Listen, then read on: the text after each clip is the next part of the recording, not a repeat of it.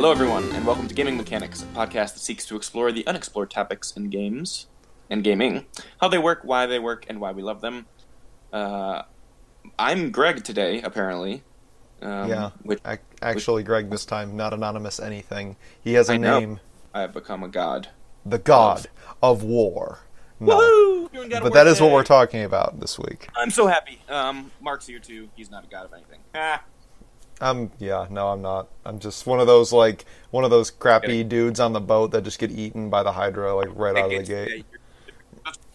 As a running character, Mark, in the series, that guy, you find him in Hades.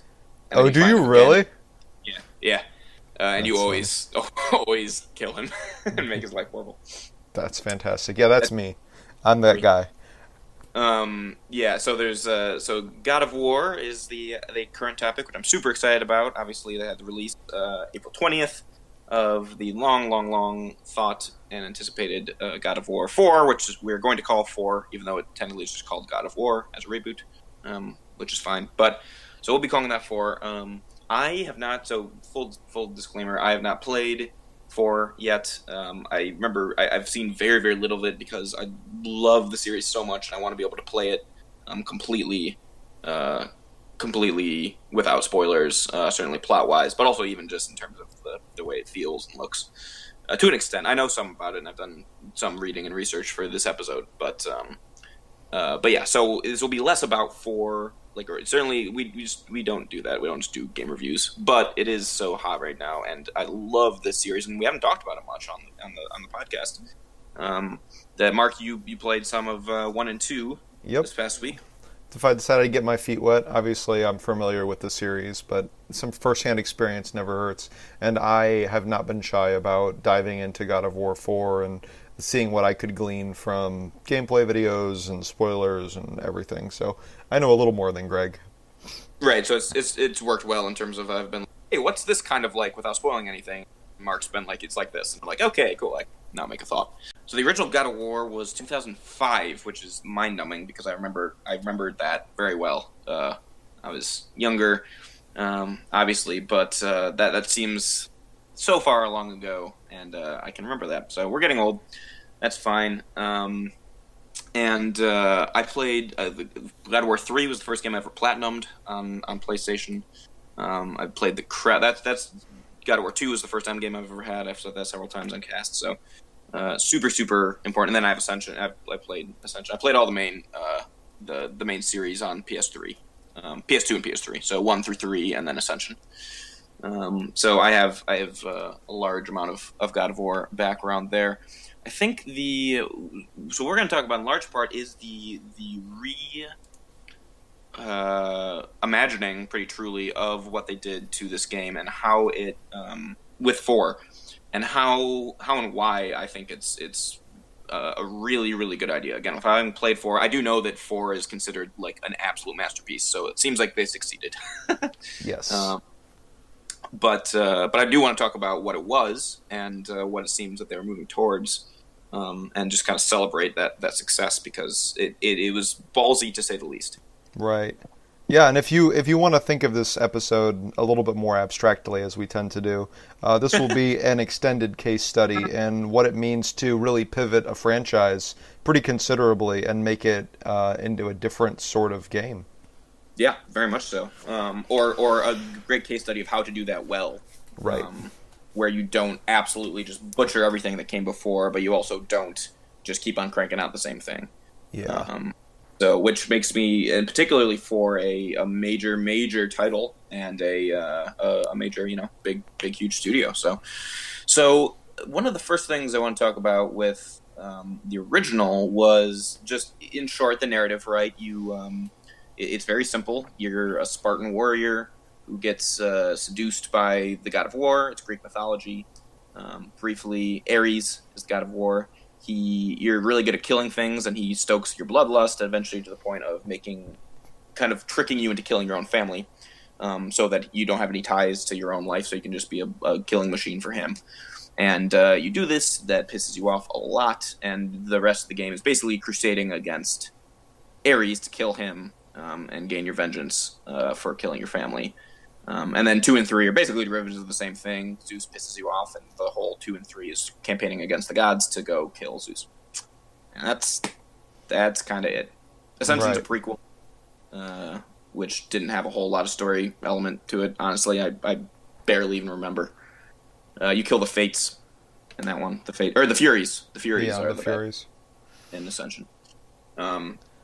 So it's super, super, super, super simple, actually. And in 2005, I do want to note too, like, so Mark, you've been talking about just like what was going on in 2005, like media wise, and to think about where we started and then where they ended up right now in 2018.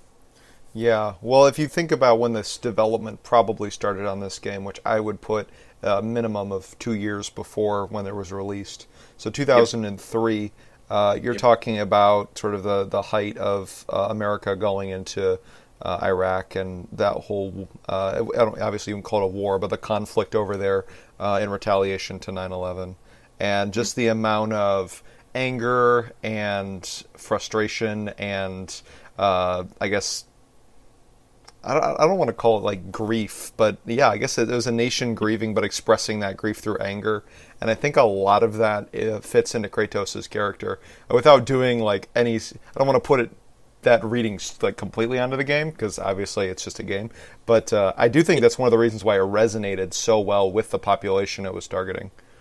Yeah, you can't take every game released between 2003 and 8 and say it was about 9/11. Right. Yeah, exactly. But at the same time. No, I mean, I agree with you entirely. I think I also have talked about this before, even just the turn the media took after 9/11, as exemplified, say, by, like, it's kind of hit by around 2005, honestly, the mid-2000s, late 2000s, including, the recession in America. But media took an incredibly dark turn in America in terms of movies, TV, games, books. Suddenly we were super preoccupied with all the gritty reboots. I mean, this is when Dark Knight trilogy came out, and Killed thing, was incredibly compelling and just desperately dark take on superheroes. Even you have the difference between, say, West Wing in the '90s and then like House of Cards. You have Game of Thrones, right?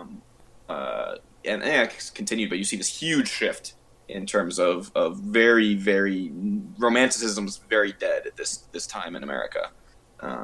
Anything less than kind of the brutal, gritty reality is not cool. And obviously, God of War goes way past that into the completely sublime, but incredibly brutal game, even for the time. I mean, especially for the time, even. Obviously, now if you look at the original God of War in context of its sequels, and it looks honestly slightly tame, which is hilarious, but no, I mean, one of the main puzzles has you pushing a guy in a cage as a sacrifice up to you burn him alive in a pyre, and that's just a normal puzzle part. So it's a deeply, very, very dark game, and that continues on through the series. I mean, 3 literally has you ending the world. Basically, you kill every single god. I think literally all of them are gone. You've killed them, so the whole world just descends into chaos because like all the gods are gone, and that's it. And it's like, yay. I think you did. Just to back up with like drawing the contrast you were talking about of the maybe some romanticism of the late 90s and very early 2000s, like pre 9/11. Right. Talk about Gladiator, which has some very similar plot devices and story arcs where, spoiler alert for Gladiator if you haven't seen it, the main character also loses a wife and child and is seeking vengeance. Mm-hmm. Yeah, that was so Oh God, I always pronounce his name wrong. It's Barlog, not Balrog. But I forget his first name. But he's kind of one of the main game directors for 1 and 2. He was the game director for 1 and 2, and the new one actually. And he worked on 3 for like 8 months. But he said the exact thing. Gladiator was a large level of inspiration for the game, which is pretty darn easy to see. But think about how different Gladiator is, like as a movie, and like it's about. I mean, it is about his vengeance for sure, but there's also a sense of like building camaraderie with the other gladiators in the arena, and like sticking it to the man and standing up for justice and what's right. And Kratos is not doing any of those things. quite the opposite. And you bet, yeah, that's a great example. I was just going to say, it's an interesting thing for a game that was so successful, and obviously it's not lauded for its plot very often.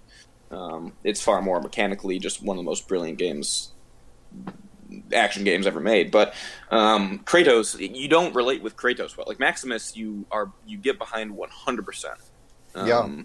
You love him and you relate to him. He's thoughtful and he's sensitive and complete badass and someone you can get behind.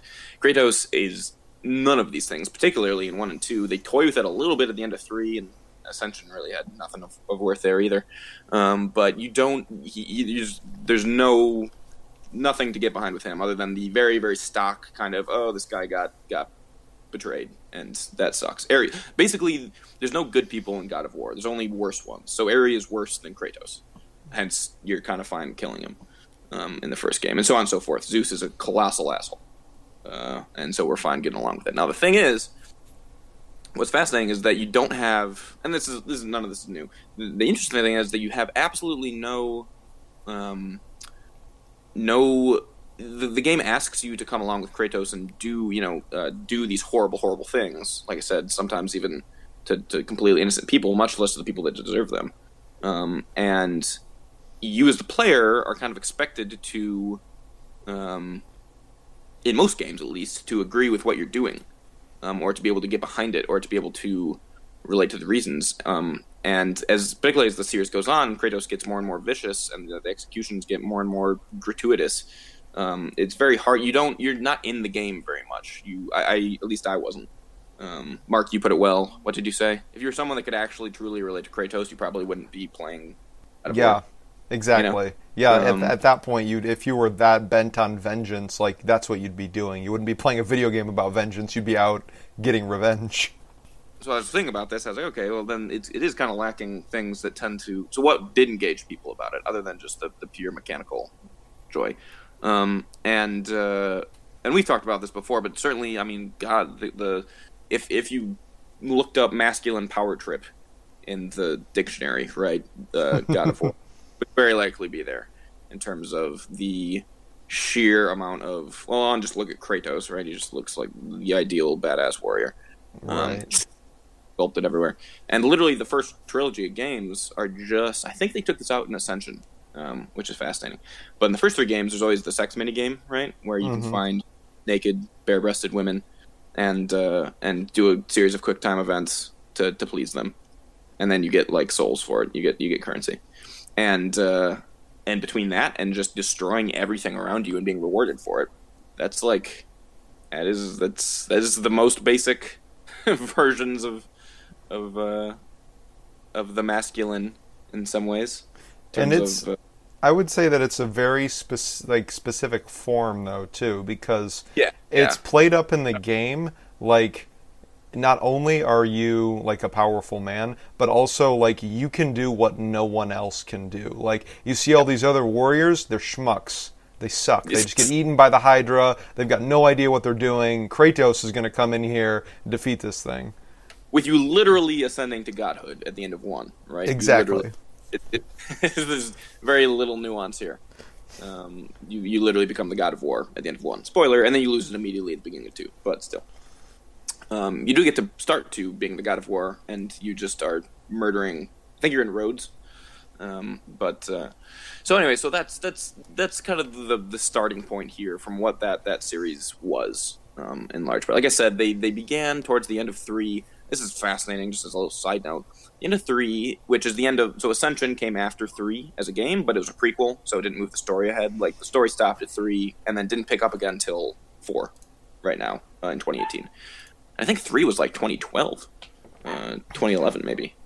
It's been a long time. Point is, 3 began to try to introduce some level of the consequences of Kratos coming up against the consequences of his actions as he's on this murderous rampage. You're literally on Mount Olympus, just killing all the gods. It's brilliant. And specifically, they do this in large part through the eyes of a character named Pandora, who is a child goddess, kind of. She's like artificial. She was created by Hephaestus as a daughter and she's like not a real thing, but she just appears as a young girl. Which, side note, I mean, Last of Us, Infinite. How many other games have you playing a big, huge, strong male character where you take care of a younger girl? There's got to be other ones. Those are the two big ones I can think of right now. But Yeah, there's probably a decent number of them. anyway, point is that was definitely a trope there in the late 2000s, early 2010s. But they do a little bit of story work there with, she reminds him of his daughter, and she's all about hope and how he's a destroyer, and he's kind of like, you don't get it, you're a kid, and yada yada yada. And at the end of the day, it doesn't matter. Everyone dies. He kills everyone, and then himself, and there we go.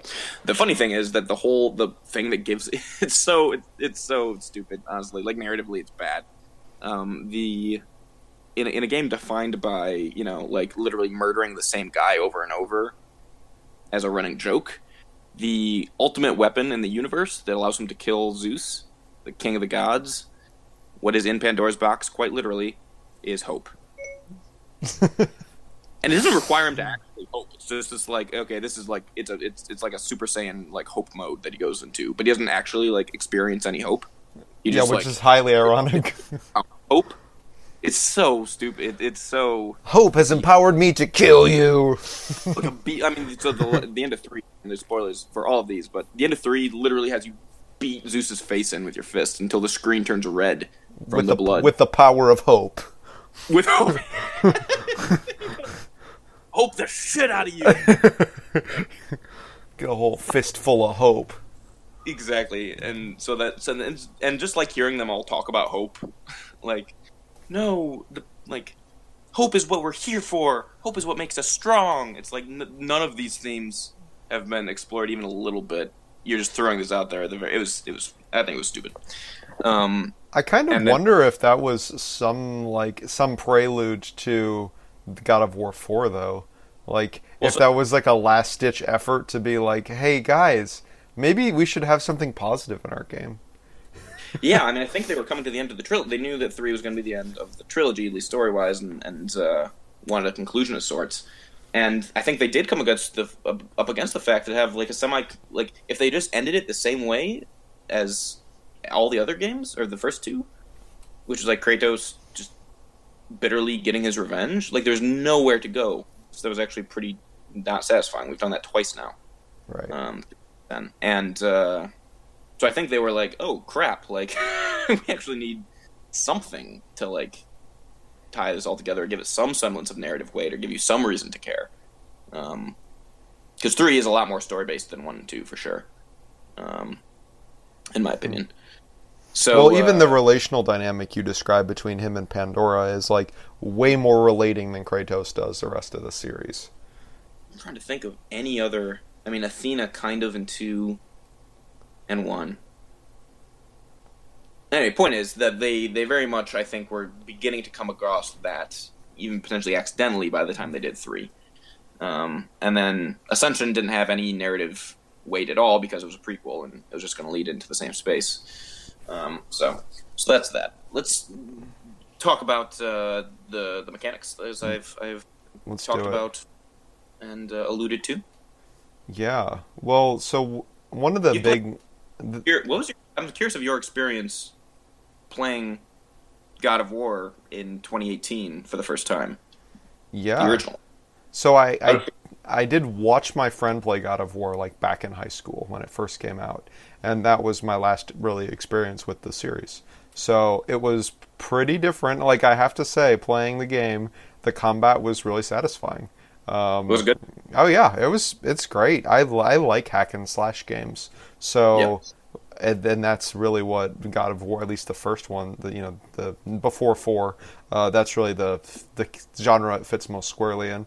And I thought it was really satisfying. I mean, honestly, like I was surprised by the difficulty, and I think I was coming up against the M rating, and it became Yeah. very clear to me that it was like made for people who are adults.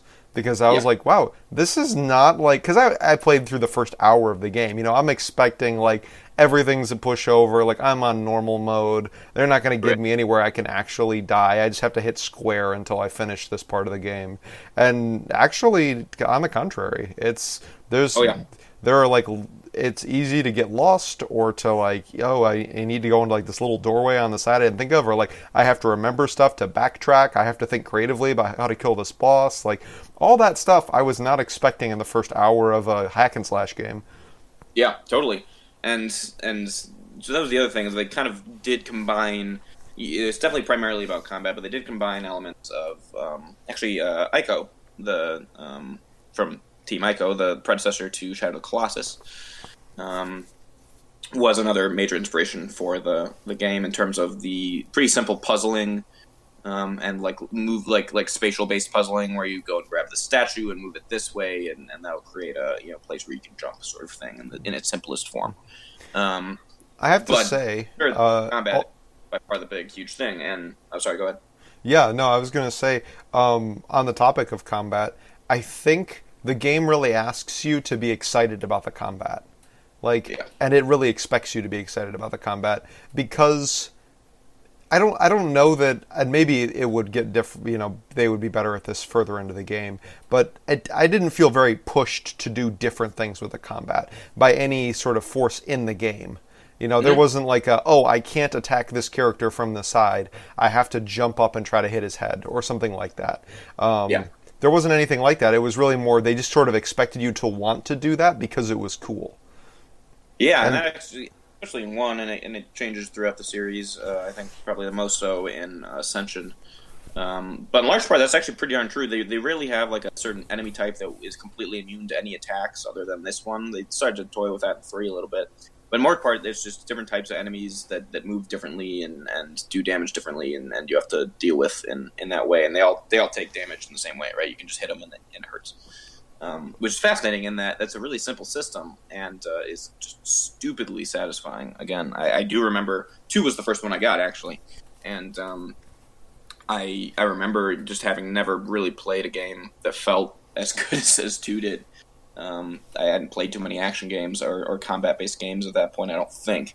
Like I said, that was kind of the era when I was still playing all the PS2 platformer-ish games like Jak and Daxter and Ratchet and Clank and Sly Cooper and all that jazz. And I remember feeling similarly that I could just do the combat without any movement through the game. I didn't care, really. I just wanted to get to the next combat sequence, and that is, in large part, what they banked on, I think, for the first couple games.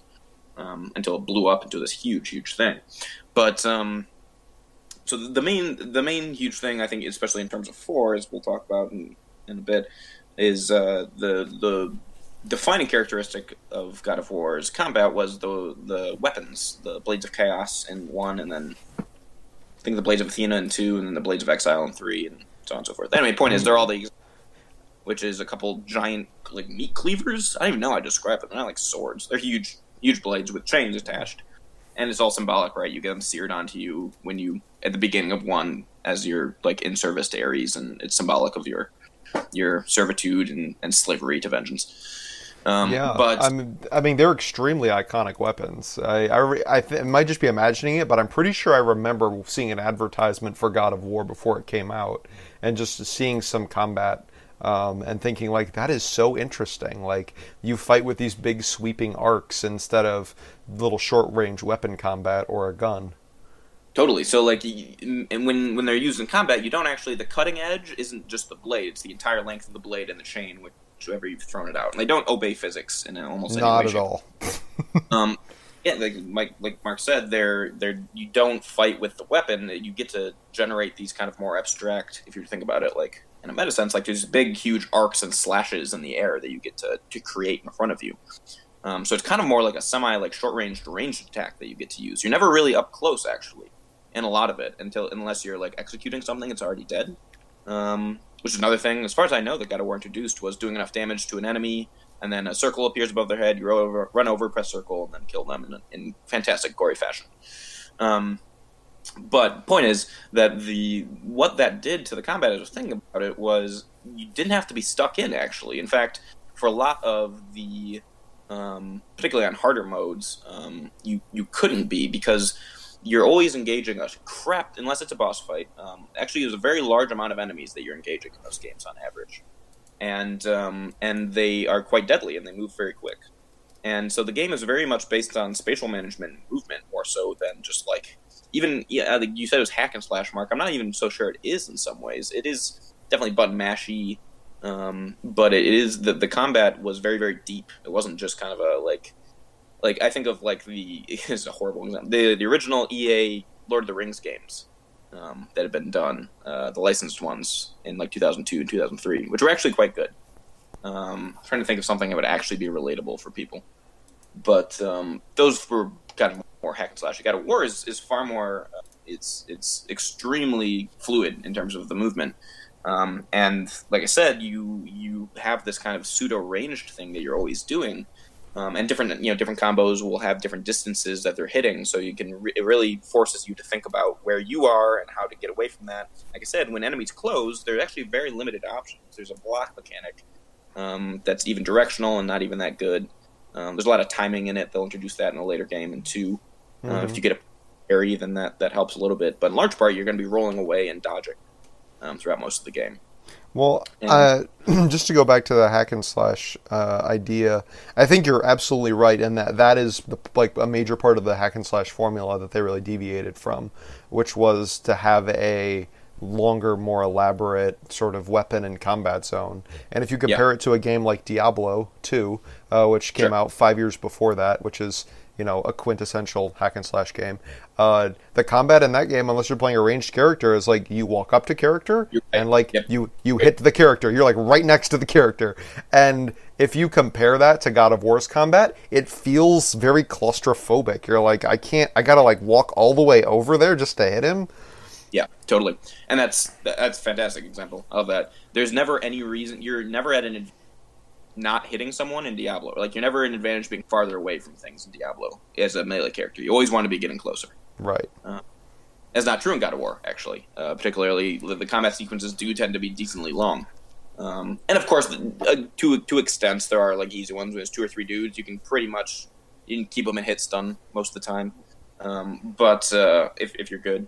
But in large part, like I said, I think a big beauty of that combat system was the fact that it didn't just make it a right around your character. It gave you tons of distance to work with and movement. And of course, I think that's where, to an extent, some of the scale of the games began to come from too.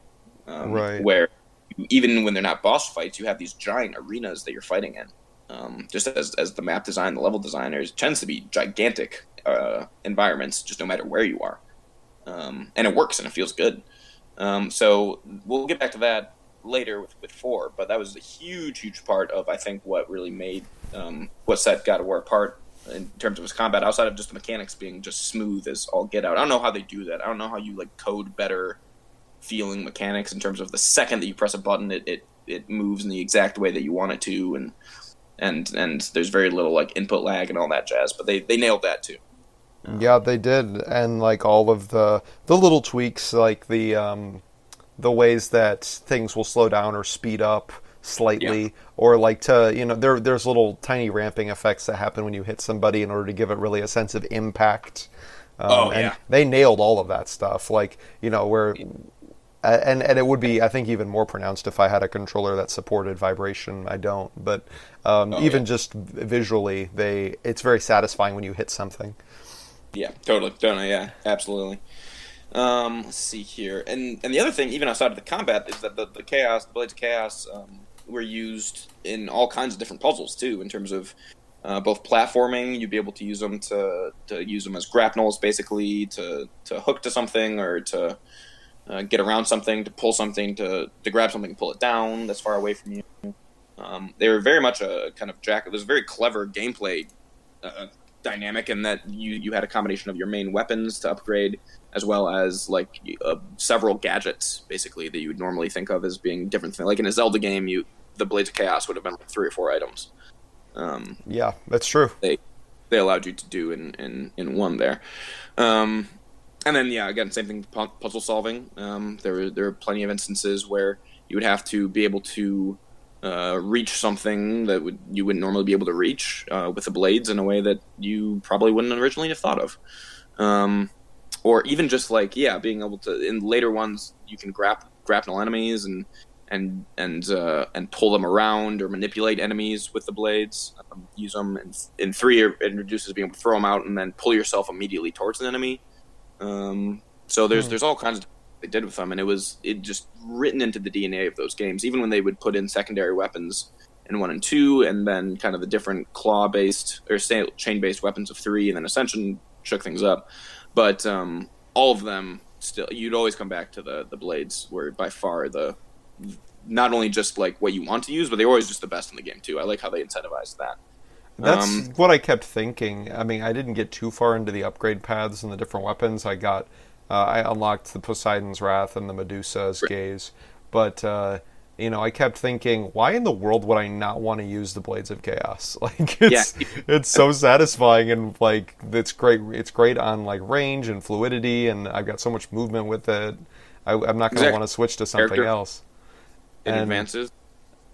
Like one of the reasons why we are talking about this and wanting to make this point is we want to stack the deck against God of War 4 because it was a monumental shift in the game, and I think to really give it its weight, we need to talk about all the things that were really satisfying about God of War, a lot of which went away in the 4th one. So absolutely, that's a great point. That is very much what we're doing here. To the last point of the blades, I think the game was like, I think the reason that happened was, again, just like this kind of DNA based thing where the game was built around them. So like, of course, like you could put other things in it, but that like weird combination of the range and the distance, because you wouldn't get that with secondary weapons. You have to move with them in large part, as opposed to moving Kratos independently and using the blades outside of him. The game was just built around that. The enemies were designed to be fought that way. The environments were designed to be traversed that way with those, and I think that's why like you always just kept on coming back to them across the series. The last thing I'll say on combat is that Ascension, the 4th game of the series, but not God of War 4, confusing. But Ascension was did make the most changes by far. 1, 2, and 3 were pretty. If you could play 1 well, you could play all of them well. Ascension felt really different. They changed a lot of stuff. I remember I was explaining this to Mark before we started recording. And then you pulled up a video of Ascension to like see how I was talking about how all the buttons were different and the way that it combined, combos versus holding a button versus doing something out of block versus grappling and different weapons and how that worked and how enemies interacted. And then you pulled up a video of it and you were like, oh yeah, that actually just looked pretty darn similar. Yeah, well, you were describing it, and I was like, I wonder if this looks a lot different. And I watched that video, and I was like, if you weren't telling me this stuff, I wouldn't have even been able to tell you they changed up the control scheme. Well, they did do something I wasn't a huge fan of, which was one thing that each subsequent game of God of War did, minus Ascension, was they would always introduce new animations, even for the Blades of Chaos.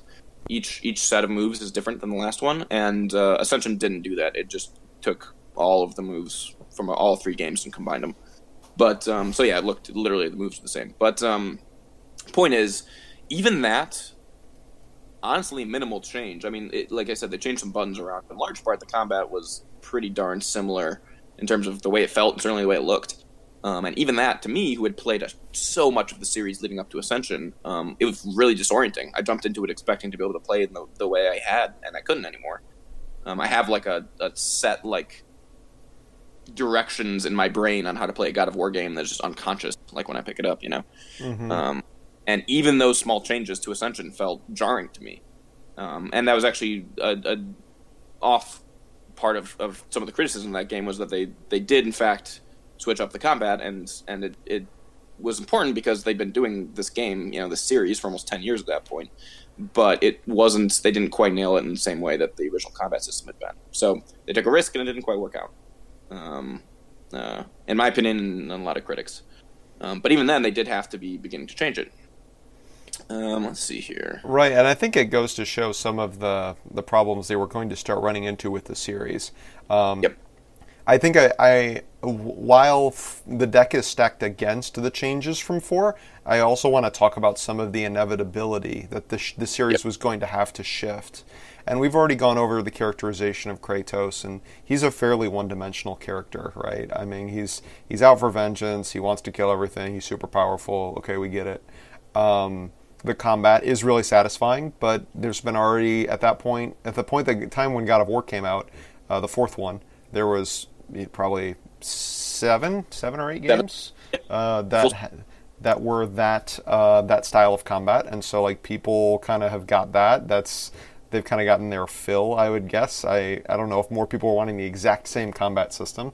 The story had really run its end. You've killed literally every non-mortal being in the Greek pantheon and the Greek mythology. So Seriously, it was getting and ridiculous.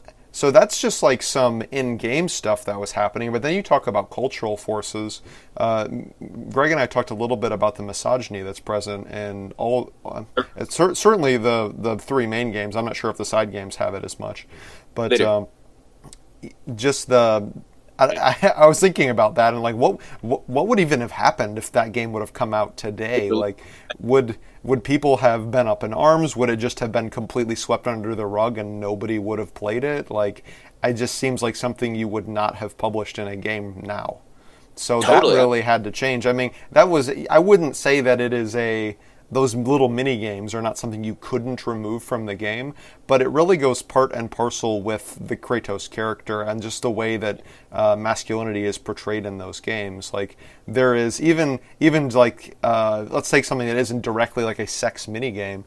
The characters that you kill, the way that you treat women, even the way that Medusa looks, where it's like a topless female, the way that you treat that one slave that we were talking about, Greg, that you like put under a wheel and she gets crushed to death. Like, That's 3 might be actually the worst one for women of.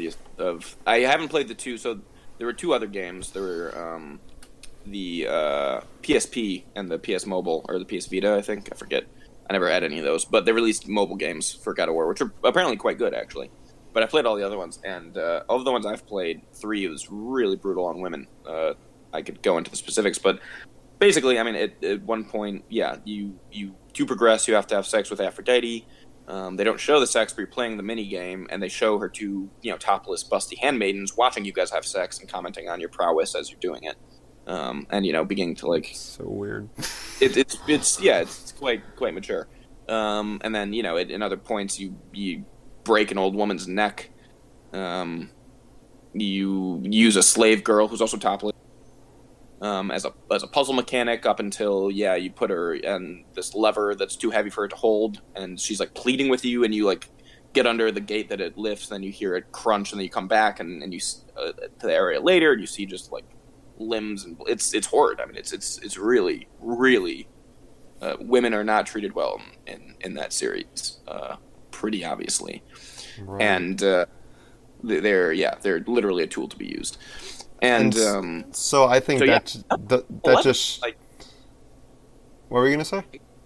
I mean, that was 2011. That's not even like 2005. That was Yeah, that's fairly recent. so. But I totally agree. Absolutely, there's no place in the culture for that anymore. No possible way you could get away with that. And so you can see how by 2018, like the winds of change are blowing for the God of War series. Like all of these things we just mentioned, time has basically run out, and this formula has got to be shifted. It can't just be tweaked a little bit. They've been doing that, and they've been getting by okay for the last 6 years, 7 years. From the start of the series, but it was really time to make a larger shift, and they did it just brilliantly. So the last thing I want to say before we're at a perfect shift point here to being talk about 4 and what it did to all of these things and how it did them well. But the safest thing, so when I think about what they could have done, they could have, this is something that was often talked about, was Greek mythology. There's a lot of other mythologies. People want to see Kratos, and any other mythology. Norse and Egyptian were the 2 ones people talked about the most. What they could have done is they could have waited 5 years, 5-6 years from Ascension, like they did, and cash in on all the nostalgia, cash in on all of the fact that you don't have fatigue anymore because no one's been playing the games recently. Right.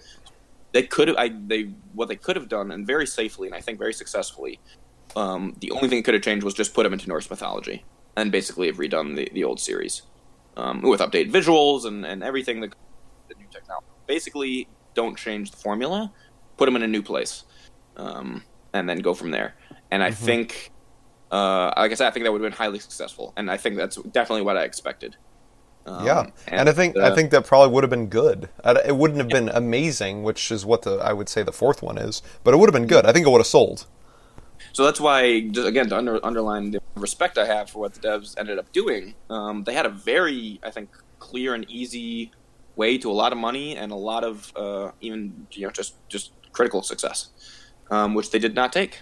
And that's particularly nowadays with towards the end of 2017, the gaming industry looked grim. All the news was bad. And the direction the companies and publishers were just going with it was just inhuman. And so to have taken a risk from such a huge name like God of War is really refreshing. So let's go into it. The huge main changes are no more Blades of Chaos at all. Those are gone.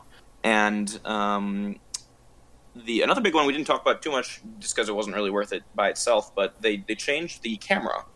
In all the original games, the camera was locked, basically. It was like a cinematic lock, so it would move as you moved through an area, but you didn't have any direct control. But now it's over the shoulder, free camera. So you're a lot closer to Kratos now than you used to be.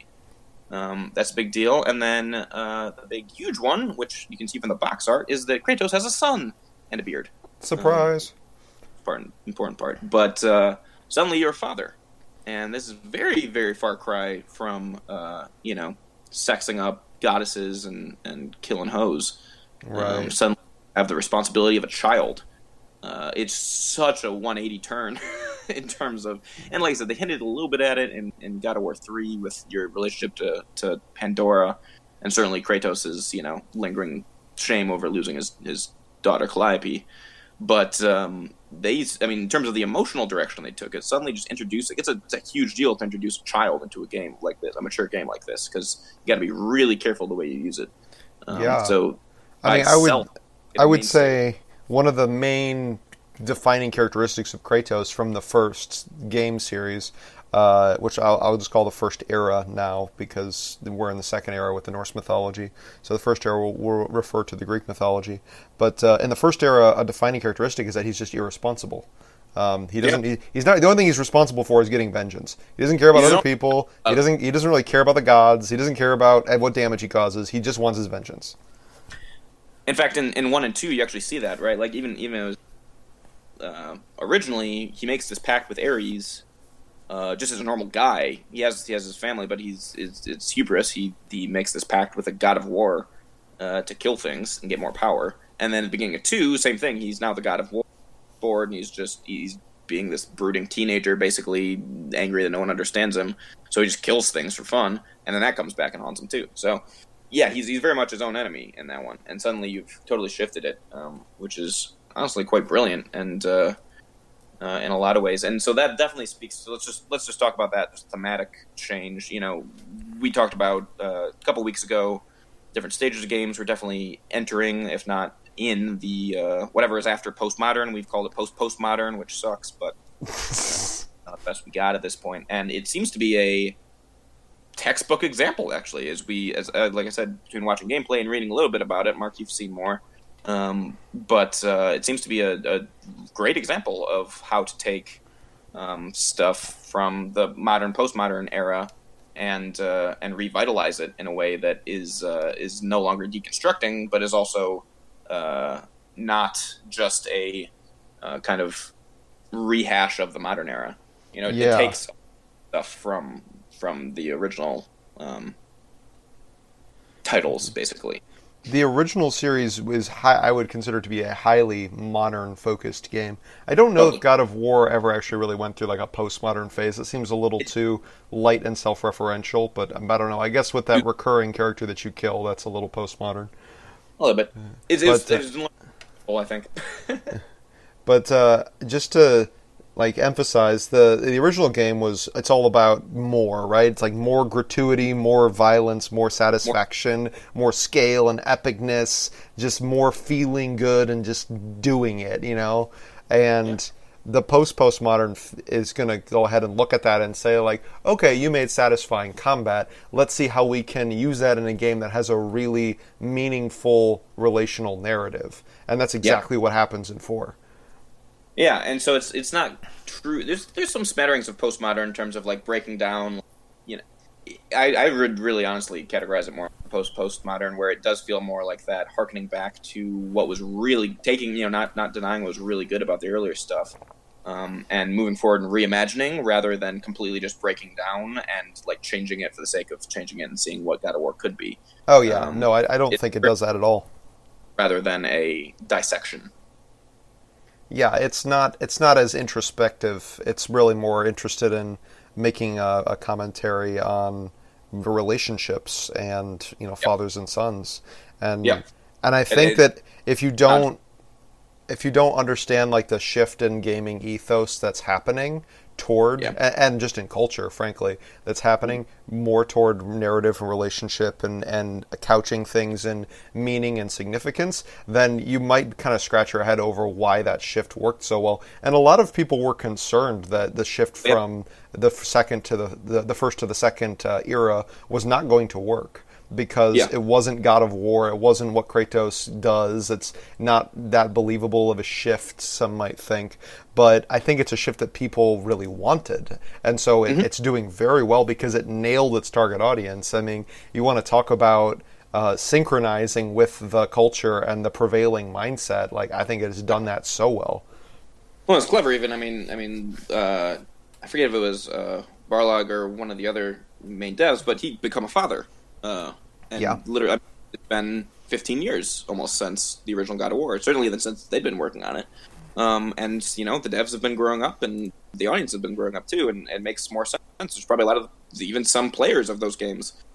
I played them when I was younger, even so. I'm sure the target audience was even a little bit older than me, and that there's probably a decent amount of those guys who now have sons. Um, and so that again, talking about synchrony, not just with the times, but with your audience, makes a lot of sense. It seems like he comes from a really sincere place of doing what he knows. Like 15, 20 years ago, he probably was more into hack and slash and killing stuff, and that's still there, obviously in God of War 4, but it's very much tempered by some older, wiser hands even behind it. And that's the other cool thing, is that they did get almost they get tons of the original devs from the original two games, or I think the whole series, but certainly games 1 and 2 were almost identical teams, and Hmm. they basically that team to do 4, which is I'm always a fan of continuity in that regard. So yeah, I mean, obviously thematically it is a huge shift, and I think it actually seemed to have resonated pretty darn deeply. We could talk about the specifics there a little bit, but how are we doing on time? I'm guessing we're getting Yeah, close here. 15 minutes. Oh, okay, good, cool. All right, that's better than I thought we were doing. 10 minutes, Um, actually, sorry. okay, that was more. Um, in terms of like resonance and relationship, I think you're right. In the first series, the first era, you don't really relate with Kratos, and I think in the fourth game, some people might relate with Kratos. I think almost everybody will relate with his son, though, and Yeah, that's the character that really you're want. Like I think the devs are wanting the audience to connect with the son. yeah, totally. Um, I mean, let's not open Which that worms on air here about fathers and sons, but I would guess a non-negligible amount of hardcore gamers have interesting relationships with their fathers. Yeah, I think most people do. Yeah, exactly. Uh, Um, But I and think so it creates an interesting like dichotomy though, because while you're asked to connect with Atreus on a narrative and characterization level, you're playing Kratos's combat. Like you're his anger, basically. You're yeah, his power. You wield his strength, and hmm like that's primarily what you when that it's really satisfying. Like it's fun to play to beat people up in God of War 4, but it's that's high, and that wasn't ironic for the other games because it was a game about power and about vengeance. It's ironic in this game because it's not a game about power and vengeance. It's a game about fathers and sons, and like you're you're slicing up bad guys and cutting people's heads off. Yeah, and I liked what you when we were we talk about kind of form and function melding in games. A decent one notable exception for that is that kind of as a player, because you are Kratos, you are wanting to, like you said, I think you're relating more with Atreus, and you want to be protecting him and taking care of him fairly to a degree, and you actually don't. He's invincible as far as I know, right? Yeah, I don't think he can be killed. Elizabeth and Booker and Infinity, Bioshock. Elizabeth can't die, and I don't think Atreus can die either. So ironically, you actually can't. You're the one who can die. You can't protect him really. He is in fact invincible. So that's the fascinating. Just side note of where form and function don't quite line up in terms of you should feel like there's some risk to utilizing him or where he is, and in large part there actually isn't. Right. In the game as is. And the criticisms I've seen of Bioshock Infinite have been a lot along these lines. It's been either for inconsistency in the narrative or for this weird dynamic where, you know, she's actually helping you. Like, as Booker, you're the one who has to worry about his life, even though you're supposed to be escorting this woman. Right. Yeah, so, I mean, I think a similar piece there. The other thing I wanted to mention were just the couple mechanical things that I'd like you... Even, again, the more-ness of kind of the modern era, and then the... and certainly with God of War, that was the same thing, with 3 scale being... And that's not necessarily always a bad thing. 3 is a great example of that. I mean, dude, you could kill a Titan in 3. You climb the whole boss. It's one of the best boss fights in any game ever.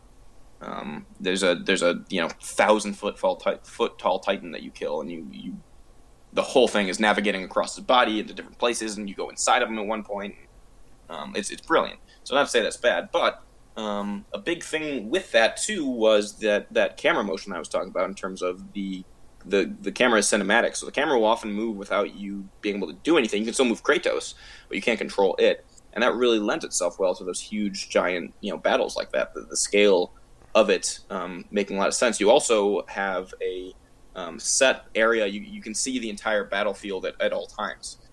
So, like I said, with that spacing part of the combat that was so inherent in the first era was being able to... It was very much three-dimensional. It wasn't just about what was in front of you or to the sides. You had to be able to see everything at all times. And that was the way the camera worked. Now, you do have freeform, but it's over the shoulder, so you can only literally look in one direction at a time. Mm-hmm. And that level of scale, and from what I've seen of the game as well, and I think Mark corroborated this bit, that it is just smaller in scale as a whole. Yeah. Fairly so. Again, it makes sense in terms of the narrative. Now you're actually trying to get into something more specific and small. It is a pretty simple plot even. It's not about killing the gods at this point. It's about, seeing his wife's last wishes through to their conclusion, which is pretty simple, spreading her ashes on a really high mountain. So yeah, I mean it is much smaller scale and that reflects that. Oh, sorry, do you want to say anything you want to say? Yeah, well, I will say that it's hard to do. I would hypothesize that it's hard to do relationship at scale. Yeah. It just tends to be hard to give characters a sense of vulnerability and the intimacy of a good character. When there's things that are like super epic happening, like if the world is ending, like you aren't really diving into Atreus' relationship with his father, right? You're just like, dude, we got to save the planet, kid. Can you cry about this later? But nerd planet. It's like the motivation and the direction for this game is much more what did you call it? Somber. Just like it's a somber journey with your son, and there's the relationship is much more at the forefront. Now, I want to take a second to... What were you going to say? I said it's rage to grief between the two, Yeah, no, and that's exactly what I was going to say, is like, whereas the first era is a lot of grief that's been converted into rage, and you get to see that expressed in vengeance. In the second era, you're actually allowed to grieve and honor your wife who died, which is something Kratos in the first series was unable to do. Yes. He would rather have died than actually grieved what had happened. Yeah. Ooh, dude, that's a great point. I hadn't thought of that. That's a fantastic difference. That even just in the just baked into the game is the grief of Kratos in terms of fulfilling this last wish of his wife. There's no part of that in one. He can't even think about his family without going like nuts, and he just murders things to keep it down. Now he actually is like dealing with it, which is again a cool turn. Last thing I want to talk about, it kind of goes with the camera again, is the mechanic, right? The blades of chaos are gone, and now we basically have Mjolnir. From what I can tell, it just has an axe instead of a hammer, where you can throw it and it's magical axe and it comes back to you and yada yada. It's not like a boomerang; you can like summon it, Right.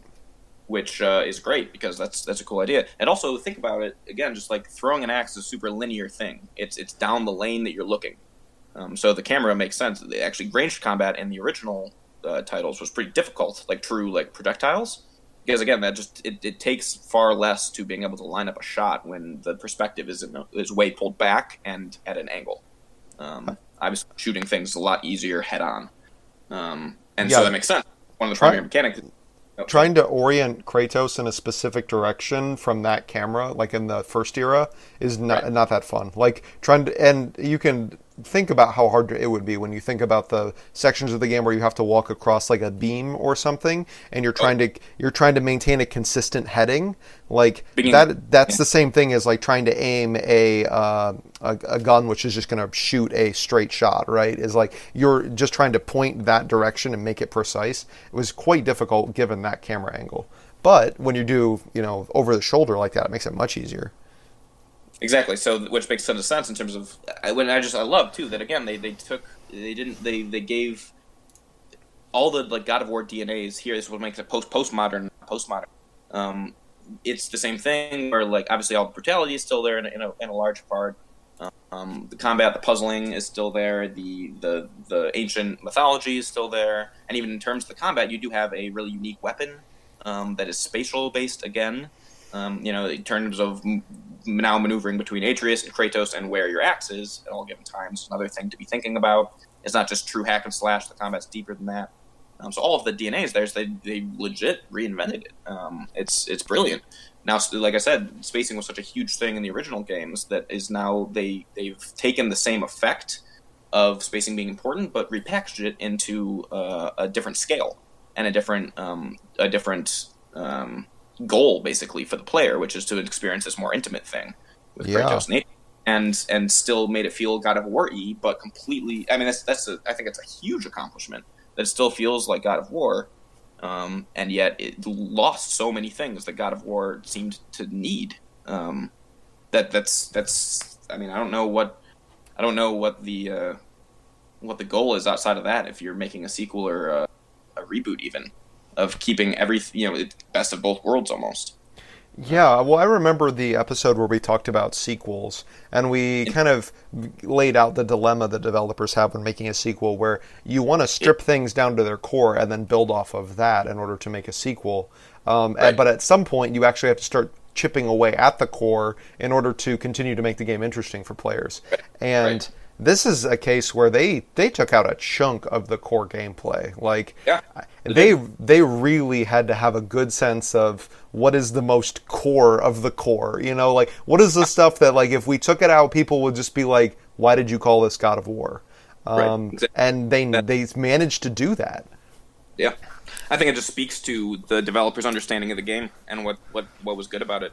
I think that's why having that continuity between the original devs and themselves, the new devs, was so important. I think they really deeply got the series and what was good about it, and were able to really take a deep, a deep cut to the core gameplay without really, really improving instead of really just sacrificing, something. I mean, even and this isn't even again. I haven't even played the game. I've seen like 30 minutes of it.